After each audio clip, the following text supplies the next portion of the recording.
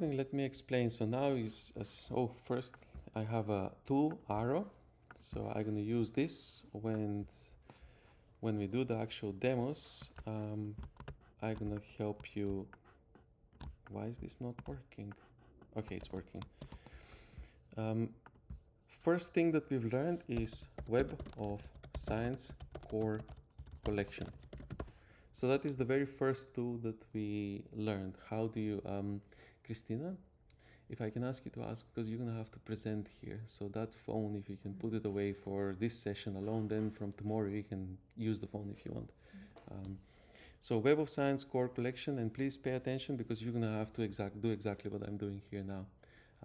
And that's gonna be recorded, that's gonna be your assessment. The assessment is not that you write an essay. That is a little bit challenging given the time frame that we have. The assessment is to demonstrate that you can write proper essay.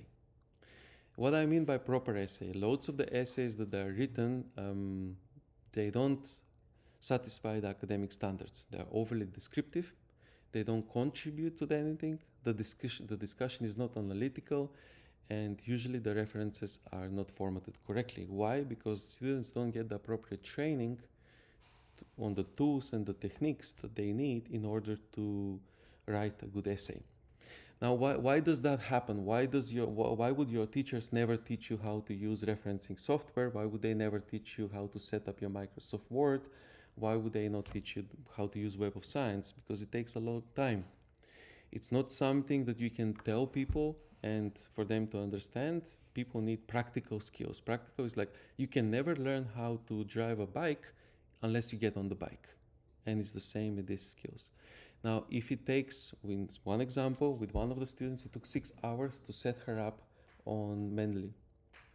If you have 15 students and if each one takes 6 hours to get set up on Mendeley, think how many hours is that for the tutor, for me. Now, that's going to be for 10 students, it's going to be 60 hours. For 15 students, that's going to be almost 90 hours.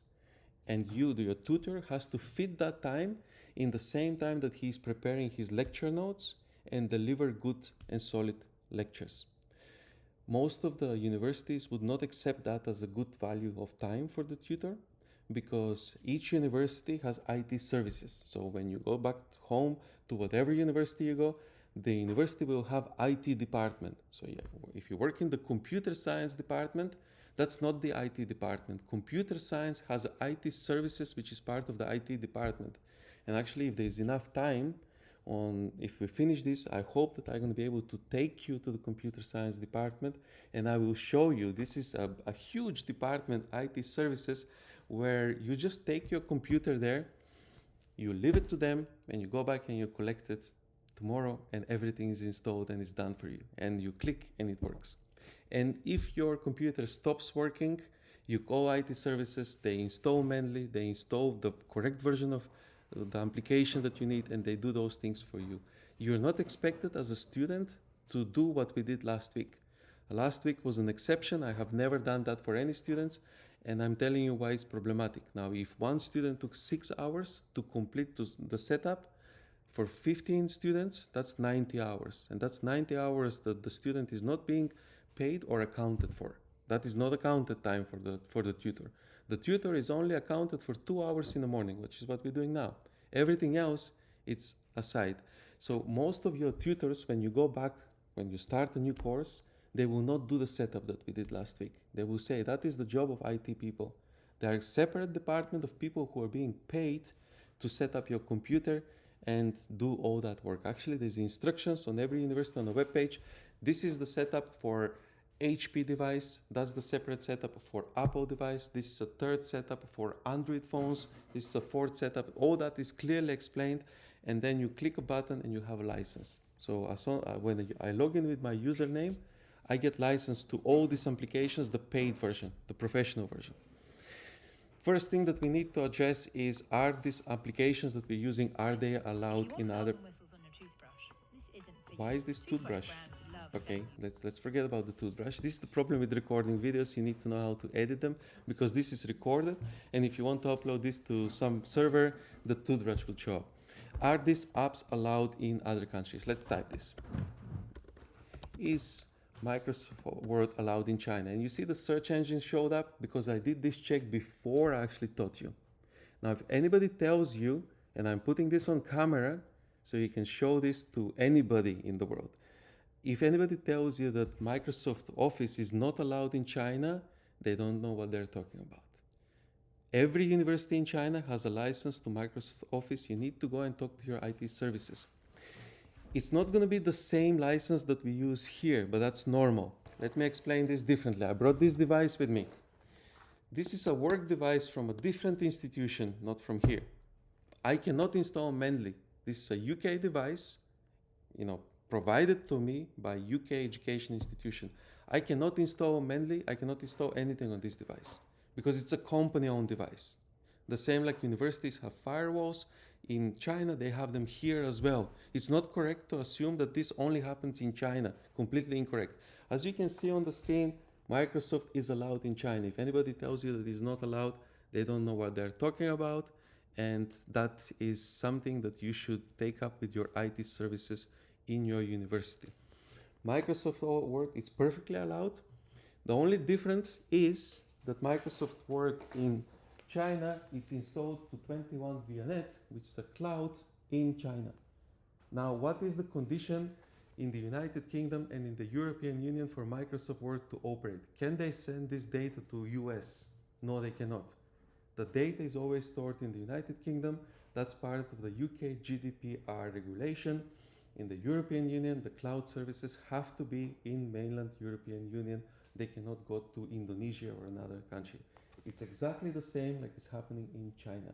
Just that we have a different cloud provider, not the 21 ViaNet. So I hope this is clear, that if anybody tells you that because we couldn't set up Mendeley on some of these devices, that is a problem with China. It's not. I cannot set it up here. This is a UK device, has restrictions. I take this to the IT department, I hand it over to them, or I ask them for authorization and they install Mendeley for me. They do all the software installations on that device for me.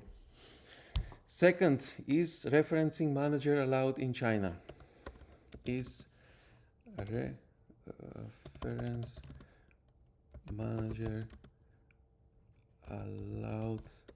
Yeah, you see, the search is showing up because I did this search before I taught you.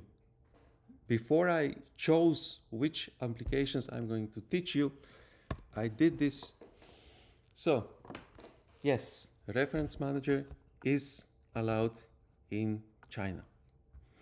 It's widely used for academic researchers and students, and you can have a copy of this video if you want.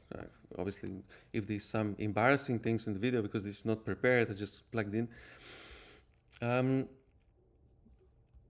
Here, if you dig a little bit deeper, it will tell you which ones are allowed, but look at this, what I'm pointing. Mendeley. Mendeley is on the list of approved reference software managers in China. Zotero is also allowed. EndNote is also allowed. Why didn't we use EndNote? Because it comes with a license. I have a license on this device, it's provided by the university, you don't. And it's no point paying money for EndNote when Mendeley does exactly the same job. So this is a disclaimer again of how did we choose the referencing manager that we are using. Another thing to mention, if somebody tells you in any way that referencing manager is not required for your work, I wanted to point out, this is my paper, which actually, if I look at when did I had in the archive, you see this has been rejected multiple times. Once, twice, 3, 4, 5 times. This same paper has been rejected 5 times when the peer review process would give you feedback. This is wrong, that's wrong, you have to fix it, you have to change it, then you have to go and change things. So you have multiple versions of this. Now, what would have happened, this is the latest one, and this one, hold on, let me just find. This one I submitted on the 15th of August. That's 3 days ago. In the afternoon, I went there, it was rejected, and I submitted it. If I had to do the reference management manually, look what kind of problem I would have had. Hold on. Let me show you. That you would have lost your you would have lost the plot. This is 35 out of 40 pages. So you see how many references? I have to do those one by one manually to edit and change. This is not an easy job to do all that. That would have taken me 3 weeks. So this is, I'm happy to put this on camera, and I do have another paper which is even clearer than this, and I showed you this on this paper. Hold on, let me find the actual paper. I think is, let me find this. This one has like 70 pages of references. Yeah, digital, this is the one. Now, if you look at the archive, how many times this has been rejected? Every folder is from a journal paper that has rejected it. Actually, I know professors here that they, on the weekends, they pull their hair because their paper has been rejected for the 7 times.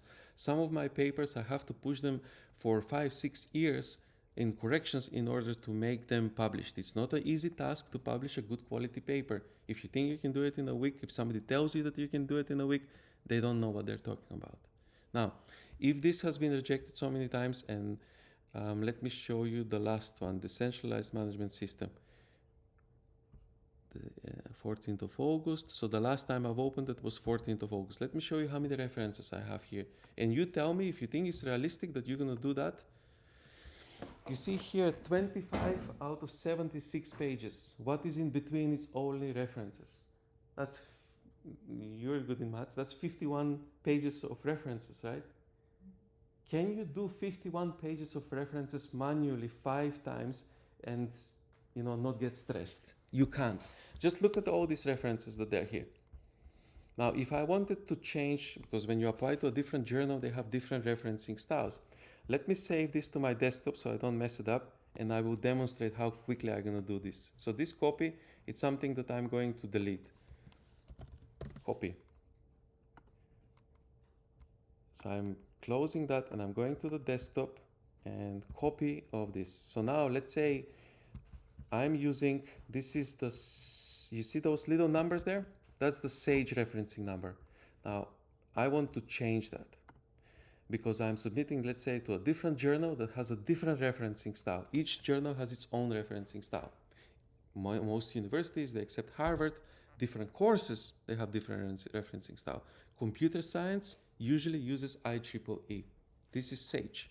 So this is also Nature. So let's wait for that to refresh, and hopefully it's going to work. If Mendeley doesn't work, if this green tick doesn't show, it's political debate that I don't want to get engaged. Microsoft owns a monopoly over these reference apps, and sometimes there's a problem with the free versions. So the paid versions that are owned by Microsoft might be a little bit better because Microsoft owns them. Now, that is something that you can get into trouble if you make claim without evidence, so I'm not going to go into that. But pay attention what's going to happen now. Remember, here we have 50 pages of references. Let me demonstrate. I need to change this. This is SAGE, Vancouver. I need to change to Chicago Manual. Just look at what's going to happen to those numbers. One click. Unable. Okay, Chicago Manual is a little bit problematic. We know that. Let's refresh this.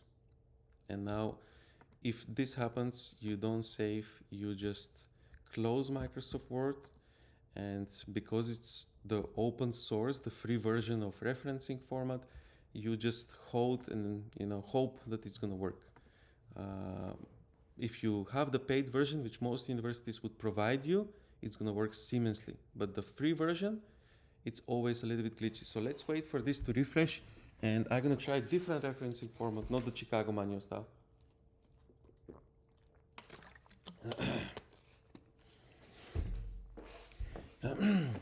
So this, it's a little bit slower than expected, which means that the battery on that phone will drain and you might end up not being recorded on camera because I made an error. I didn't realize that this is no longer the same. This is USB-C. When I bought that, actually, you see on that one, the sticker is, oh yeah, there we are. The sticker is still on, so I haven't actually used these microphones.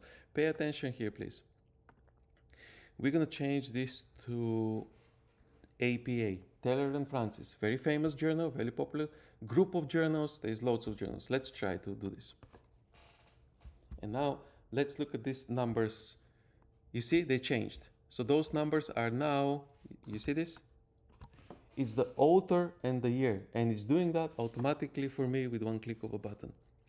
If somebody tells you that this can be done manually, those people live in the past. That's how we used to do things before reference management software. We had reference management software for the last 10, 15 years. Some people still do it manually because they don't know how to do it. Don't be that guy. Don't be the person who attends university, does all this work for nothing. There's no reward for doing this manually. Now, let's say I need to change it from Taylor and Francis, and I need to change this to IEEE, which is the number format. So those words, this will change into numbers. But different type of numbers, not the Sage, it will be in a bracket number. This is called IEEE. So now I'm going to refresh this. And those are already changed. You see now they're numbers. This is the power of referencing software. Most people fail their essays because they don't write good references. They don't know how to use referencing software. They use generative AI. They create fake references. Generative AI is not a software tool. This is the software tool, Mendeley and not Zotero. And if you do that, it's going to hallucinate and it's going to give you fake references that they don't exist. And then you're going to fail. You're going to get a 0 mark. Why? Because there was nobody to show you how to use this technique. Now, I hope this has demonstrated very clearly to you. You can record all this if you want. It's actually being recorded. But it's best to pay attention because you're going to have to do this on my computer because my computer is set up. And if you struggle, I'm going to click, I'm going to point out, click here, click there, click there. It's going to be very easy. Why you struggled so far is because your devices are not properly set up. That is the job of the IT services in your department. It's not your job to fight with the firewalls and the prevention mechanisms on your computer. You're not installing a dodgy software, you're installing Microsoft Word, which is perfectly legit, and you have seen here that this is perfectly allowed in any country in the world, and Microsoft Word is also allowed in any country in the world.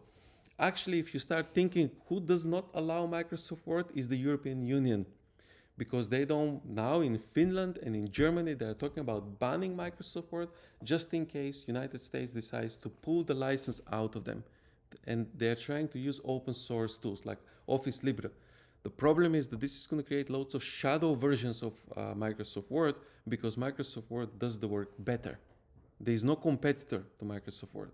So if you deny people Microsoft Word, which connects very easy, and you have seen that 50 pages of references can be updated automatically. It's very cheap for the universities to get these licenses. It doesn't cost them much. It does the job properly. And if you try to make people to use a different program, which is not good enough, they will download a fake version of Microsoft Word. They will still use it without your permission.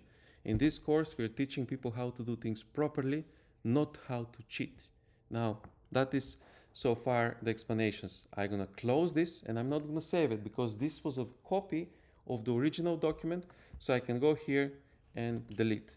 Many things in computer science, we work during the day, we delete them in the evening, and you have to be able to create many copies and save your work on a regular basis. I'm going to keep this, and if there's a recording of each video individually, we're going to open this and we're going to say, just in case somebody watches your video, your parents, your colleagues at work, and they say, this is not allowed, you can say, well, excuse me, sir, it is allowed. Do you remember the conversation that I had with the bus driver when we went to Cambridge, who insisted that the Costa coffee is a Portuguese coffee? I started teaching you the story, telling you the story about Costa coffee, how it came into the United Kingdom and why it's the best coffee, it's Italian coffee. And he rudely interrupted me. He said, you're wrong, it's Portuguese coffee, you should pay me your money. Although I didn't actually get paid for the trip, but he said, you have to pay me half of your money because you don't know what you're talking about. What did I do? Shut up. I kept my lip quiet because I had to work with that person for 3 hours and 3 hours back, and actually now he's a personal friend. He sends me messages. Just because somebody has an opinion, it's not your job to challenge that, but you have to make sure that you know what you're doing. Perfectly legal software. You can repeat this. The same for Python, which we worked with Python. I checked it. Python is allowed. If you don't believe me, let's type. Is Python allowed in China? This is a stupid thing to ask because most of the developers that they use Python are from China. Now, another tool that I wanted to show you how to use is RStudio. Is R allowed in China?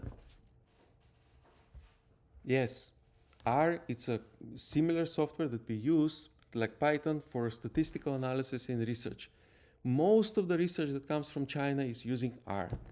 I have done this work, I have checked it beforehand, and that is why I'm teaching you these tools. The alternative would have been something called Google Colab, but Google is not allowed in China. So if I teach you that, when you go back to China, you won't be able to use it. Now, Google Colab is easier because it's a web browser. You open that and you just do the coding. With Python, we had to install it, we had to download, we had to set it up. None of that is required, but I'm sure that you have Chinese versions to Google Colab, which I'm not aware of. Nobody uses the, yeah? Yeah, don't ask, man, you know, like.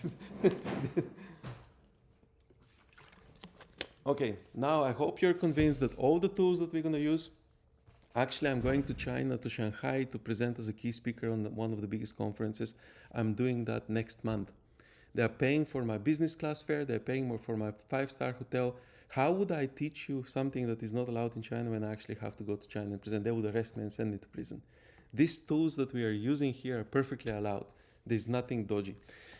What we're gonna do now, oh, hold on, we have to wait because he's going to the toilet. So we have to, well, actually, we're gonna run out of time because 11:30 this session finishes and we have to do the work. So what we're gonna do is we're gonna first, I'm gonna tell you, and then we're gonna use the Web of Science core collection. Christina, one of the key topics, first thing that you do when you start writing an essay. Do you remember with Bambi, when we were working with Bambi, we gave her a topic and I created a topic for her. Then when we were looking, that topic had 40,000 records on Web of Science. But when we added the Bodleian function, let's say economic policy and climate change, then that reduced the number to 11,000. Actually, it was not climate change. I don't remember what it was, but we added something else. It was something about economics and then some philosophical theory. 11,000 records is still too much to analyze. Then we added a third parameter and it was 0 records. This is how you identify a good topic. If nobody has written any papers on that topic, means there's a gap. So we're gonna be talking about that. This is how you're gonna start your videos. You're gonna be talking about the gap in literature. Now, in case Christina, in 5 minutes, Christina is gonna say, I don't know what am I supposed to talk, but that's why I'm gonna be sitting here. Don't worry, if you don't remember this, it's okay, because I will be here and I will be explaining those things with you. This is gonna be one-on-one, and we're gonna record them, and then you will have the skills to apply them in the future when you write essays. This is how you're gonna identify a gap in literature to write a good topic. If people have written 40,000 essays on a topic, what is it that you think you can contribute? If something has been discussed so extensively, you have to narrow the topic. It's not possible that you're gonna analyze 40,000. I'm gonna contradict myself because the RStudio tool that I'm talking about can analyze as much as you want. You just feed the records, but it's very time demanding thing. You have to feed all that data, and then with one click it will produce a diagram and it will give you analysis of the data. But that's going to be a little bit difficult to do in 2 weeks. So the easiest way is to use Web of Science and to reduce the number of papers that you're going to read. Another question is, how do you prove to somebody, let's say you're going to read 50 papers out of 40,000 papers? First question that your assessor will look, why are those 50 papers the chosen one? You have 50,000 papers. How did you choose these 50? So you have to have a methodology that you apply. Generative AI is not going to help you with that. Generative AI will just create a fake story. Now, Web of Science, it will, and it's going to be 3 clicks only. You have to click 3 times. The only reason why people use generative AI is because they don't know which clicks to click. It's not difficult, it's easier. Actually, it's easier. The technique that I'm going to teach you is much easier than to use generative AI. Second thing that we're going to do, we're going to open Microsoft Word on my computer, and you're going to show me that you know how to import references into a table, a summary table. That's going to be the second thing that we're going to do. And if we can populate the references into that table, you have demonstrated that you know how to identify the literature. You demonstrated that you know how to use Microsoft Word. You demonstrated that you know how to use referencing software. In the future, if you need to use a different referencing software, it's going to be exactly the same. They're mostly identical. Now, please stop that recording because we're gonna start setting up How much memory do you have in your phone, sir? Because this is gonna be. But don't worry. If it stops, we'll just stop. Yeah. Okay, guys. So now, do you remember why I stopped this? Because we did have a Google Collaborator document. In that document on Google Drive, we're gonna take those things out now. Essay workshop. We're gonna take only yours, and I'm gonna create this as. So first one. Hold on. We are looking now. That's Sheryl, literature review, Sheryl, abstract framework. Christina, okay, so this is Christina. Christina. This is your abstract. And we're gonna put this in Microsoft Word. On my device, Microsoft Word that actually it's a paid license, Microsoft Word that actually works. And we're gonna repeat everything that we did, and I'm gonna be sitting here next to you. So I'm gonna save this into my exporting it. What do you mean exporting? We're exporting it from Google into Word because Google is not allowed in China, so that's why I stopped the recording. They have different platform for sharing files. It's not that it doesn't exist, but I don't know which one they use in their own Chinese. I don't, they don't have OneDrive, they don't have Google Drive, they don't have Dropbox, they have their own version. So this is not, essay assessment folder, assessments 2025. Okay, there we are. This is the assessment for Christina. Cool. Now we're gonna look for, no, here. We're looking for the abstracts that we've done for you, and I think we did one for you, all of you. So there has to be an abstract. Did you guys all send me? April, no, April. Charles was like the first one. Charles is my first one. The second. Max. Okay, so Max, this is going to be your abstract. This is going to be for your assessment. I'm just explaining what we are doing. New document. This is going to be for Max. And how do we save this? We save it as Max. Assessment, Max. Okay. Now, Charles Grok. Okay. Advancement post-quantum cryptography. New document. This is gonna be, let's delete Grok. And we're gonna delete your name as well, sir. So we're gonna save it as Charles. But hold on, these are not your real names, right? These are your fake names. So, it doesn't matter if Charles stays there. So there we are. Max, Christina, Charles, Ella. We're looking for, let's say Ella. Ella, did you send me an abstract? Yes. You did. I'm looking in the wrong place. Ella, okay. Okay. There we are. Abstract. So, Ella.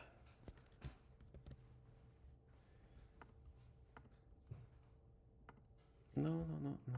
Save us.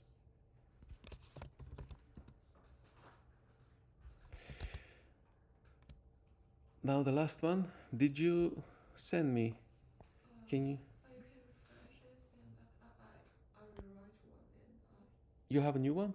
yeah, I put it into You put it here. yeah. Help me find it. Down? Bottom, at the very bottom. April.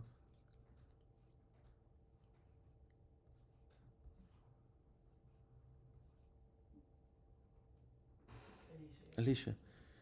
Oh, we didn't even cover yours. Okay. So I thought I only missed out on Joe, but actually I didn't cover your abstract as well. So today it is Alicia. Okay. Now let me think if I need to open anything else. So I'm closing this. Google not allowed in China. We don't want to record that. Actually, Huawei it's not allowed in the US, and in the US, in the UK, it's not sold anymore. So if we're so peculiar about how countries make those decisions, they're only political. Like there's no It's a long discussion why China doesn't want Google and why the UK doesn't want Huawei. You know, it's not really when you have a baby economy in economic terms is allowed. So when you have, let's say, some country X that has developed how to make these water bottles really efficiently, if you allow them to come to your country and sell you bottles, you're going to have to buy bottles for them for the rest of the time, because you will never have an industry that produces bottles. So what they call is baby economy is allowed to have barriers. This is a baby economy, it's so small it cannot compete with this company. So we want to subsidize this company. We don't want those bottles until your home country develops economy, bottle producing that can compete. That is called infant economy. It's perfectly legitimate. Why does China doesn't want Google? Because they have their own version of Google. Google is too powerful. The only way to control it is to stop this, to say no, there's no Google. Let this grow, and once they grow enough, they can compete with each other. Every country does it. It's perfectly normal. That is the reason why Google is not allowed. Also, they don't comply with some regulations in China. Now, here we are in this folder, UK schooling, Oxford, essays, assessments. Okay, so those are all the assessments that we're going to do today. We're going to try to do this a little bit quicker so we don't stress you out too much. Each one is going to start. We have 1 hour to complete this. Each assessment shouldn't last longer than 10 minutes. So 5-10 minutes maximum. You're going to do it on my device, and that is going to demonstrate that you're capable of doing it. We're not trying to demonstrate that you can set up the computer. We're trying to demonstrate that you can actually use the computer. That's the demonstration. Another thing, if there is time, also, I'm going to ask you to use the whiteboard, just to make sure that it's not the problem of you not being able to use a whiteboard, is that your technology is not being set up, and nobody can mark you down for not having the technology set up. Your university should provide that. This was communicated very clearly to Linda, to everybody. If you're expected to write an essay, they need to provide with a device that you can type. They will probably not accept that. I don't control that, but I do have my own device, so we can do this on my device. And when you go back home, you will have this set up by the university, not by a course. Actually, it's very challenging to set up this. As I said, if I spend 6 hours with each one of you individually, 60 hours for 10 people, 90 hours for 15 people, my time last week, I was exhausted last week. Actually, I'm still taking paracetamol pills because my head hurts, because we had 90 hours on top of the teaching, plus the social activities, plus that if I'm teaching this course next year, I will do the lecture, and I will ask them to demonstrate that they can use it using my device. That was an error on my part. But how they're going to do it next year, that's up to them. We need a volunteer.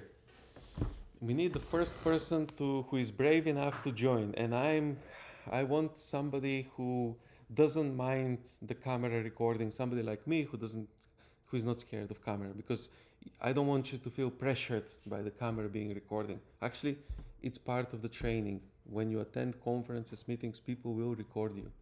And on this instance, you have the copy. Those instances, they will have the copy.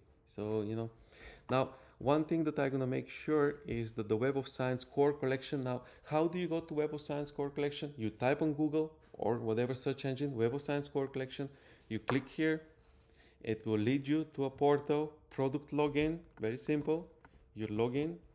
And you need to have a username. This is where we got stuck, because you didn't have a username. Now I do, and the university pays for the premium version. I have unlimited number of searches that I can do here. So we're going to record this. I need a volunteer. I'm going to have to pick someone, but I think Charles is probably the bravest of you all. Charles, you're going to be the man of the group. Okay, come sir, come and sit down here. I will, no, actually Christina, can you be the cameraman? Oh, this is still recording, hold on.